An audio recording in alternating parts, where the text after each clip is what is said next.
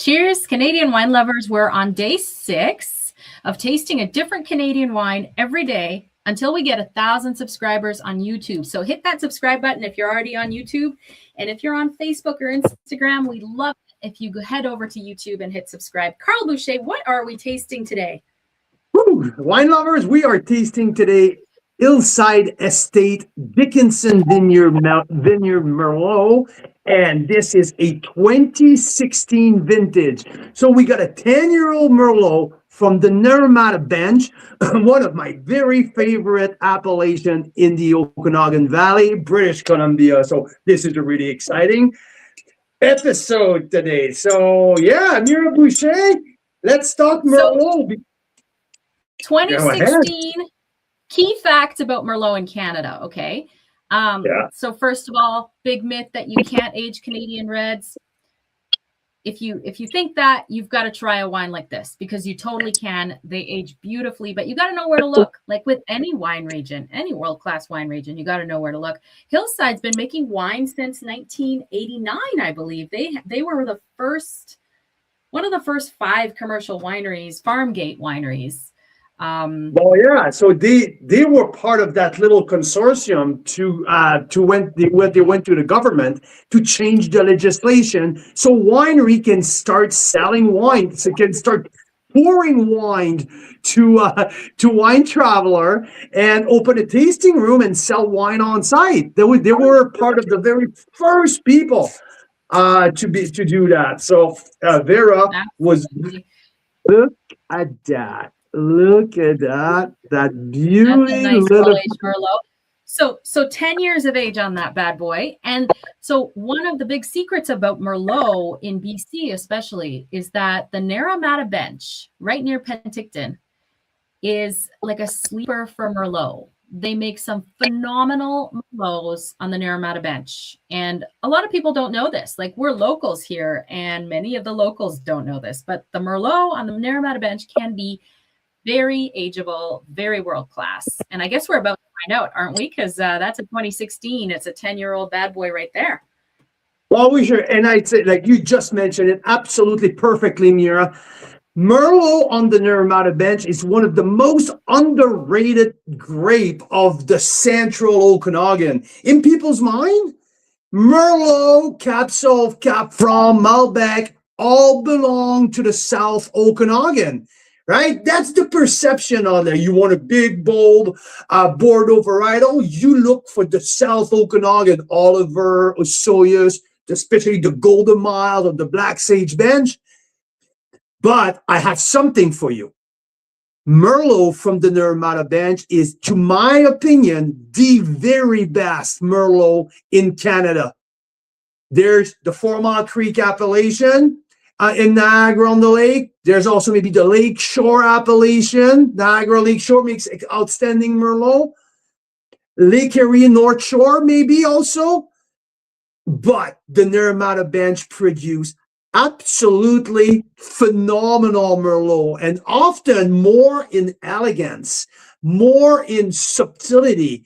And they're a beautiful complexity from the Merlot in the Okanagan. I have a ton of examples about that. And this Hillside Estate has 3 single vineyard Merlot in their top tier wine portfolio: the Goja, the Hidden Valley, and the Dickinson Vineyard. These are all single vineyard Merlots, and this, I can't wait. So now I'm going to get my nose in there because I can smell it from here. I can smell the florality. I can smell the tobacco. I can smell the ripe peach, the ripe plum, ripe plum, dark cherry, dark currant. There's savoriness in there, and just a little bit of the secondary, like the secondary and tertiary aromas are starting, just starting to come around.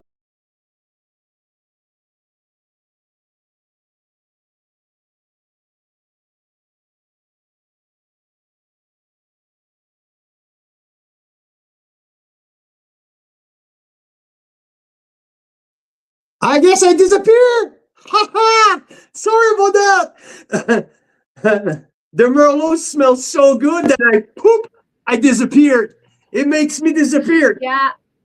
Yeah. So I was saying to Tracy has a great question. Does this episode replace Wine Wednesday? No, because we have so much wine, Canadian wine to open. So we're talking about this 2016 Merlot from Hillside Vineyard on the Naramata Bench, but we'll be back on at 5 for our usual Wine Wednesday, tasting Bellaterra wines all the way from Ontario, from Niagara. So there's so many Canadian wines, you guys, that we could be live every hour of every day. But oh my God. For now, if you haven't subscribed on YouTube, please do. We'll go on every night until we get 1,000 subscribers, and then we'll do something else kind of crazy, you know. So don't let that deter you from subscribing. Some guy, Christian, our friend Christian, is like, no, keep it going. Don't ever get it past. Just get it to like $9.99 so they can keep going. Yeah, and you know what? We'll get going. We'll keep going. That's what I told you just before the show, right? You say, "Oh, if we get the 1,000 by then," I said, "I think we should keep going." You know what? Yeah, because I freaking love it. We'll get to 10,000 next, 100,000. Anyways, thanks for stopping by, you guys. So we're tasting a different Canadian wine every night till we get to 1,000 subs. It's going to be a lot of fun. This 2016 Merlot from the Naramata Bench. Let me just flash up the map real quick. So before we talk about Hillside Estates at its own, okay, we need to talk about that wine. But you go ahead. Show us the map. Sorry, I didn't want to cut you off. All I was trying to say was in the middle of the Okanagan, okay? So when you go down south in the Okanagan, you get to Osoyoos near the border there. It's a real desert. It's hot. That's where people expect you to get Merlot from, because you can ripen Cap Sauv, Petit Verdot down there, no problem. In the middle, it's a lot more temperate, and that's where the Naramata Bench is. And so that's why with this Merlot, you do get the ripeness, but you also get like this elegance and the acidity that gives it a lot more aging potential, I think, than even further south. You're bang on. Carl's looking happy right now with that first taste. We're on a daily YouTube, so I can't start swearing like we do in our private, on our Wine Wednesday. But holy shit! Why not? Holy fuck! Okay, that is. Then, there you go. You know, okay. Oh, that's good. Whoa! I'm thinking of Daryl right now. I'm thinking of all of our Merlot lovers across Canada from the club. And I'm coming to get some. I'm coming to get. Don't drink it all. I'm coming back. I need to get my hand on more of that. Okay, this is because this is a 10-year-old Merlot to the day. Like this is absolutely 10-year-old this year. Wow! Oh my god! Oh my god! And I did pour a glass. So Mira, I'm just starting to. It's funny. We've been tasting wine together for like 2,000.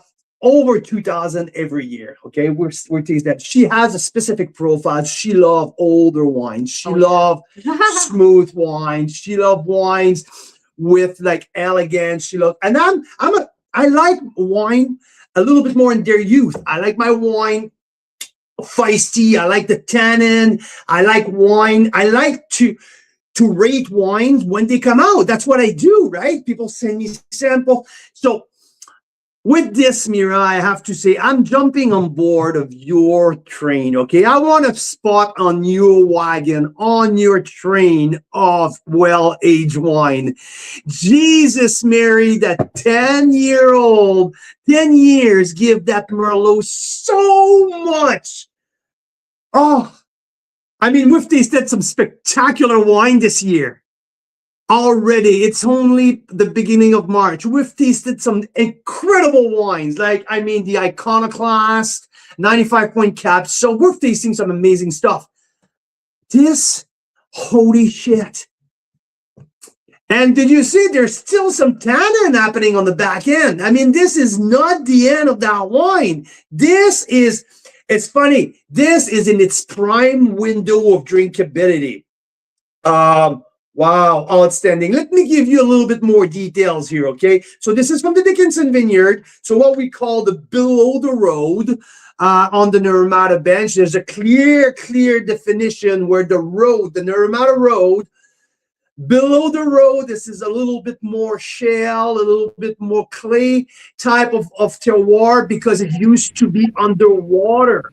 That used to be where the lake 10,000 years ago used to sit, okay? Above the road is more rocky.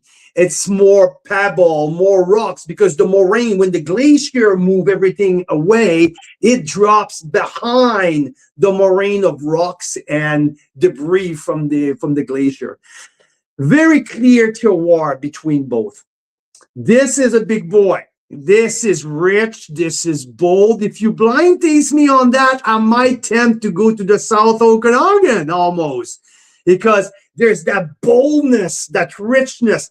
I mean, this is 20 months of aging. It is 20%, 25% new oak, but 10 years down, 10 years in now into his aging process, the oak profile have completely melted into the wine.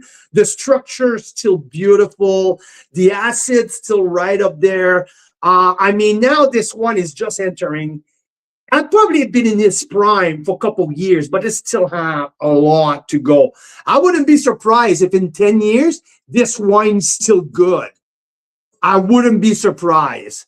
Yeah, I like the savoriness on the nose. I really, really like that aspect. Savory tobacco cedar and rich ripe plum. Mm.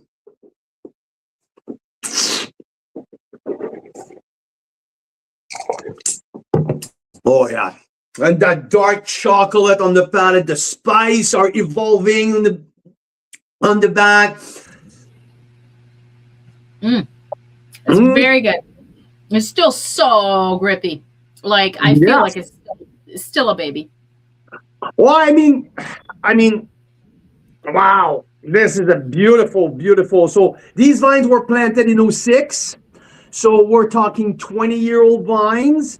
They were 10 years old, not right now. So, but they were 10 years old. So I see like the feistiness, right? Why there's so much tension. They're coming from a 10-year-old vine. So vines in their prime, young prime, and 14 points. Can you believe that? If I said it's 14.7% alcohol, it doesn't show. Well, bless ya. So, thank you. Yeah, oh, I can tell it's a higher alcohol. It's a big boy. It's definitely a bigger boy, but so beautiful on the nose and so expressive on the palate. I mean, we need to talk about the Okanagan Lake, right? The biggest body of water in the entire region. And that vineyard, it's perched right above the cliff.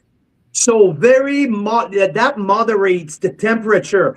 There's no too hot. There's no too cold. In cooler winter, the lake protect from the frost. In the very hot weather during the summer, during the heat spike, it protects against the too hot because it temperates, right? So right there, the lake is doing have an incredible impact on these vineyards perched right above it.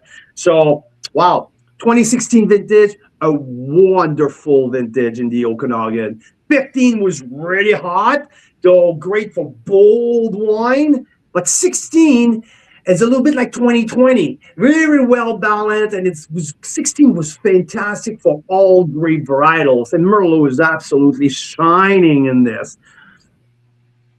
Oh, darn that I like the nose. Wonderful. So I did taste that wine before. I tasted before. We featured that wine in our feature that we did many years ago with Hillside. I don't know. I can't remember. I think I gave that wine 92 plus points, if I remember correctly.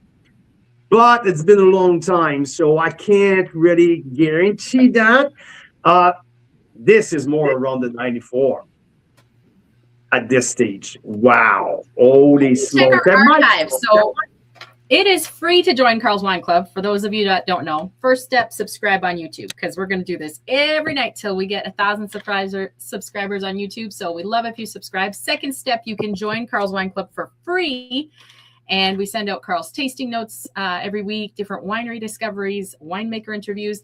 And our collector members who upgrade from the free membership to get a ton of different perks, like free shipping, like member pricing on wines, like perks with events that we do.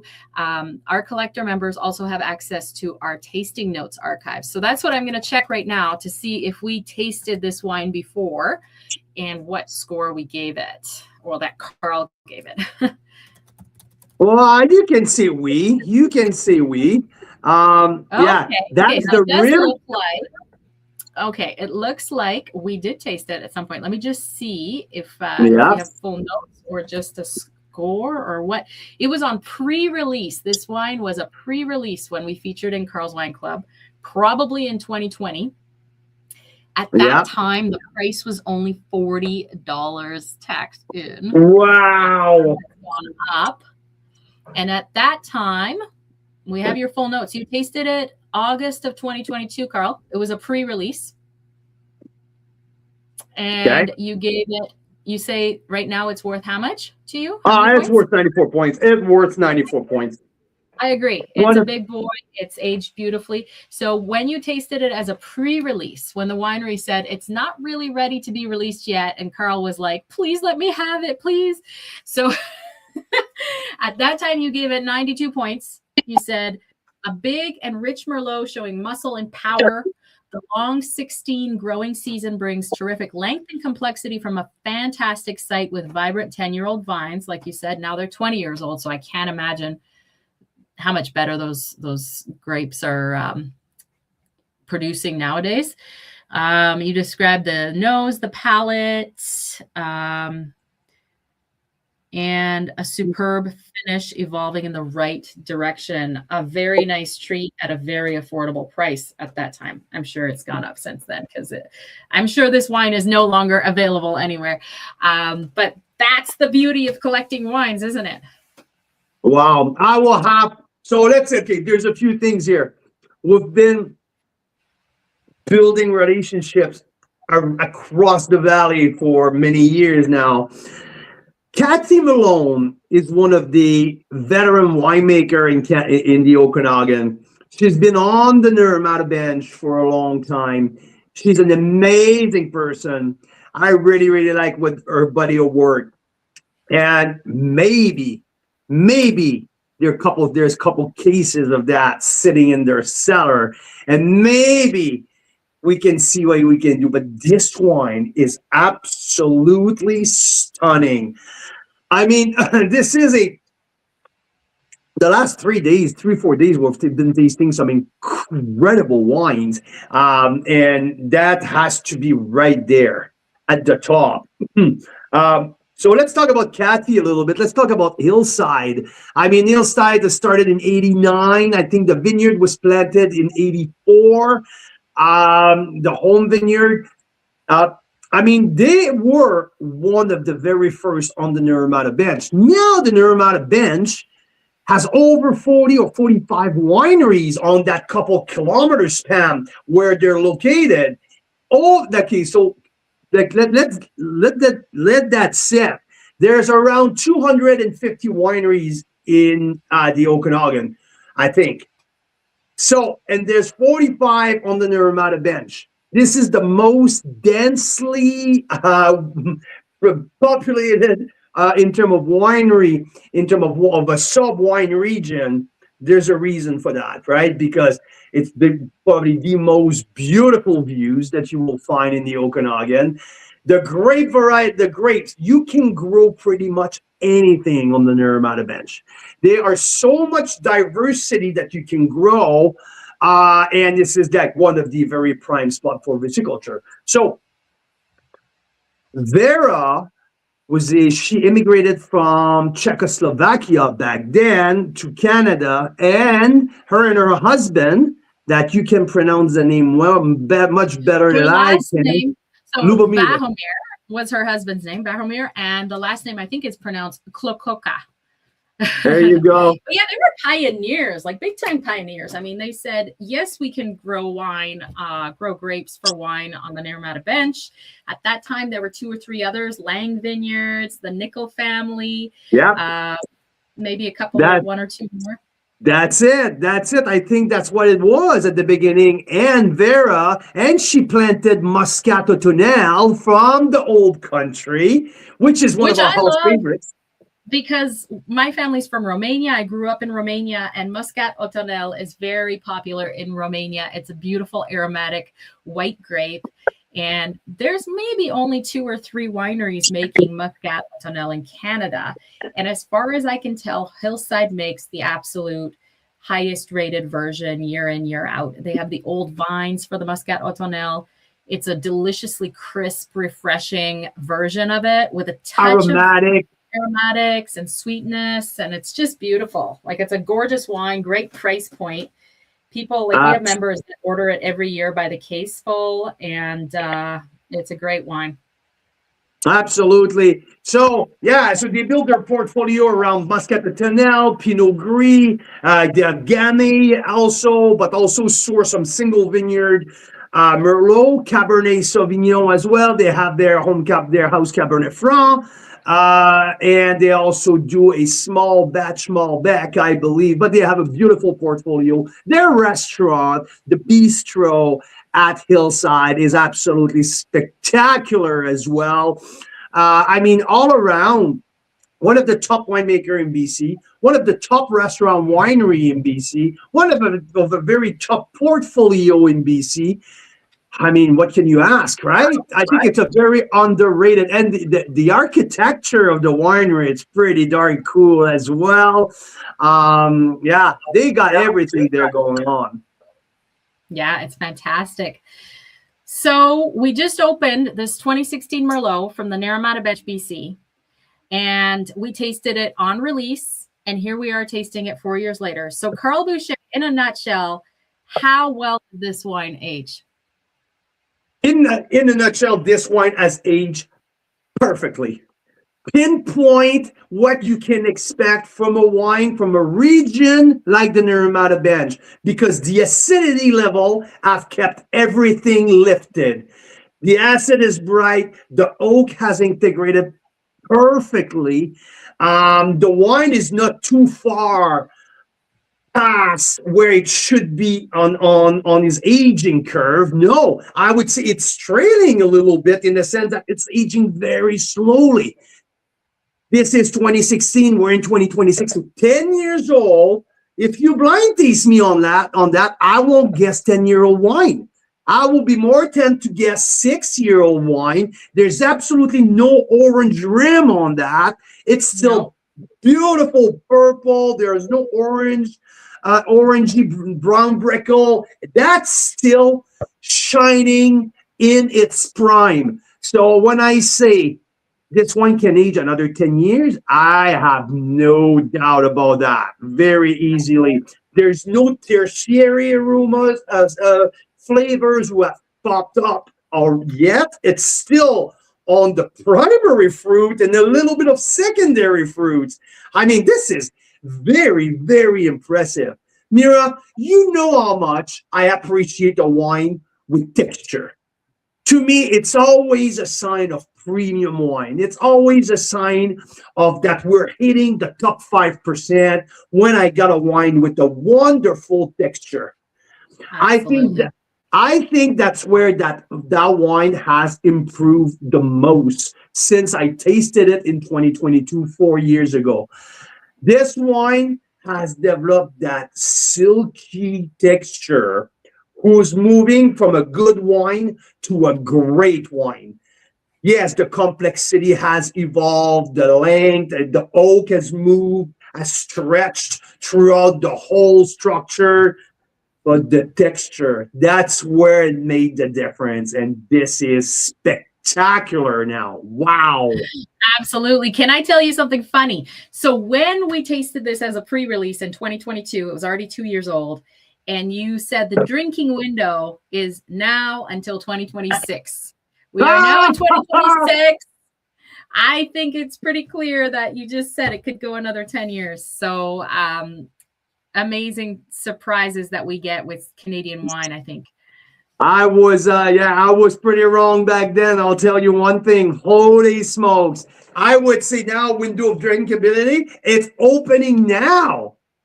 That's my call today. This is what's happening. That's what we discovered by opening that 2016 wines. The window of drinkability starting now. For the next 5 to 6 years, that's where you're going to get the most out of that little jewel of the Naramata Bench. This is something else. Holy smokes. It drinks at 94 points right now. Absolutely. Love it. Love the texture, the finish, the complexity, and all of it. And I like it. Like this is undoubtedly like this. There's no doubt it's Merlot. It tastes like Merlot. It smells like Merlot. This is so varietal. They got all the varietal characteristic that you're looking for. An absolute beauty. All right. It sure is. So, guys, we are going to be back in 20 minutes for Wine Wednesday, starting at 5 Pacific. We do that every Wine Wednesday. We haven't missed a Wine Wednesday since we started the club in 2020. So we're not about to start now. And we have, 5 or 6 Bellaterra wines open from Niagara to talk about. Is that right? Mm-hmm. Mm-hmm. Mm-hmm. And before we let you guys go, I also want to mention, we talked about the Naramata Bench. We do a day of touring called our signature experience on the Naramata Bench. We do it once a year, maybe twice. So this year it's on August 1st. It's almost sold out. We pick you up from where you're staying. You don't have to worry about transportation all day. We go to at least 3 wineries where it's not a typical tasting. Okay, what we do, we winemaker, we do barrel tastings, we taste wines that are not on the usual wine tasting list. We get a chef that we've partnered with who makes us a lunch in the vineyard and a dinner paired with a ton of Canadian wines by the lake across from the Naramata Bench at our place here right on the lake. And so it is a spectacular day. That's August 1st. There's 4 spots left. So if you're watching this and you're hearing about this, get in touch, join the club. It's listed on the top of our website under the signature experiences. We'd love to have you with us to tour the Naramata Bench. We also do a few other wine regions. In a nutshell, it's like entering in the life of a winemaker 3 times in the same day. That's what it is, because you're going to meet the people who make the wines, and you're going to hear the family stories about around the winery. That is an experience that you don't get anywhere else. And why don't we do more than 3 wineries during a day? The way we do it, you wouldn't have time. You need 16 hours in a day to do more. So we don't just do the quick in and out tourist tastings, right? It's a full experience. You get to really get to know the winery, the site. This is for terroir lovers. If you love wine, you are going to feel like this is a bucket list experience to go on a touring day like this. It is truly special. So for instance, if we were to stop at Hillside, we'd want to go walk the vines at the Dickinson Vineyard ourselves, taste that Merlot with maybe a new release or a tank sample or a barrel sample here. So thanks, Robert. Yes, we're growing to 1,000 subscribers. So I hope you subscribe. Anyone who's stopping by, hit that subscribe button. Help us get to our first 1,000 subscribers on here so we can share more Canadian wine joy with all of you, all our discoveries. So that's about the signature experiences. Do join us this summer. If you're coming to BC, it is the best way to get to know BC wine, to these signature experiences with us. And we are meeting with more people who might come to Burgundy with us. Members are joining us June 4th to 11th in Burgundy. We're bringing Canadian wine, and we're tasting That's the twist on the trip. We're bringing Canadian wines with us in the old world, in the homeland of Chardonnay and Pinot Noir. We're bringing our best with us, so that'll be cool. And yay, I mean, keep tuning in at 4 o'clock every day, because we're going to crack some of the very, very best Canadian wines on a daily basis. And you guys can be part of our Canadian wine journey And yeah, jump in with us. Our group is pretty fun, and we're looking forward to having you on board with us. Canadian wines are absolutely world class, and it's time to discover with this girl, Mira Boucher. And Carl Boucher. So we'll see you guys back in 20 minutes for our usual Wine Wednesday. We're also on with members tomorrow night, meeting with the winemaker, Fred DeProfio from Bellaterra Vineyards. And managing partner. That is a Zoom tasting. And managing partner, Marcel Morgenstern. Both of them are going to join us for the evening tomorrow. Well, cheers, Canadian wine lovers. Here's to some amazing 10-year-old Naramata Bench Merlot. Thanks for stopping by. Hit the subscribe button on YouTube, please. Help us get to 1,000 followers, subscribers. Cheers. Woo.